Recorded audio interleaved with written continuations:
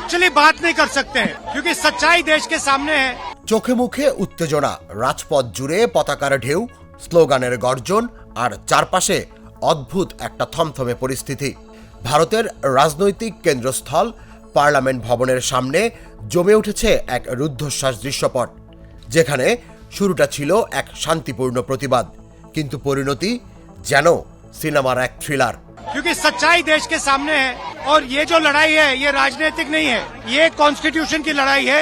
সকাল গড়িয়ে মধ্য দুপুরের দিকে যাওয়ার আগেই ঘটল নাটকীয় মোড়। কংগ্রেস নেতা রাহুল গান্ধী ও প্রিয়াঙ্কা গান্ধী, যারা ছিলেন বিক্ষোভের কেন্দ্রীয় মুখ, তাদের হঠাৎ করেই ঘিরে ফেলল দিল্লি পুলিশ। মুহূর্তের মধ্যেই ছুটে আসে কয়েকটি কালো রঙের ভ্যান, তার মধ্যেই পুলিশের সঙ্গে ধস্তাধস্তি, প্রতিরোধ, স্লোগান আর তারপরেই আটক। প্রতিবাদ স্থলে উপস্থিত এক কংগ্রেস কর্মী মোবাইলে ধারণ করেন সেই দৃশ্য। রাহুল গান্ধীকে পুলিশের একজন অফিসার ঘিরে জিজ্ঞাসা করেন, আপনি কি জানেন আপনি আইন ভাঙছেন?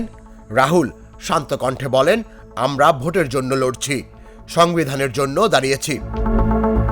ভিডিওতে দেখা যায় প্রিয়াঙ্কা গান্ধী হাত উঁচিয়ে বলছেন, এটি শান্তিপূর্ণ প্রতিবাদ, আমরা কিছুই ভাঙিনি। এরপর হঠাৎ করেই শুরু হয় ধাক্কাধাক্কি, ব্যারিকেডের ওপারে চিৎকার আর পুলিশের কড়া অবস্থান। বিক্ষোভের মূল বিষয় ছিল নির্বাচন কমিশনের নিরপেক্ষতা নিয়ে প্রশ্ন। বিরোধীদের অভিযোগ, ক্ষমতাসীন সরকার নির্বাচন কমিশনের উপর প্রভাব বিস্তার করছে, যার ফলে গণতন্ত্র বিপন্ন হতে চলেছে। শান্তিপূর্ণ প্রতিবাদের অনুমতি থাকলেও পার্লামেন্টের সামনে আইন অমান্য করে জমায়েত করে যান চলাচলে বিঘ্ন ঘটানো হয়েছে, তাই আইন অনুযায়ী ব্যবস্থা নেওয়া হয়েছে বলে জানিয়েছে দিল্লি পুলিশের মুখপাত্র। কিন্তু প্রশ্ন থেকেই যাচ্ছে, এই গ্রেফতার কি কেবল যান চলাচল নিয়ন্ত্রণের জন্য, নাকি এর আড়ালে চলছে বিরোধী কণ্ঠ রুদ্ধ করার পরিকল্পিত কোনো অপারেশন?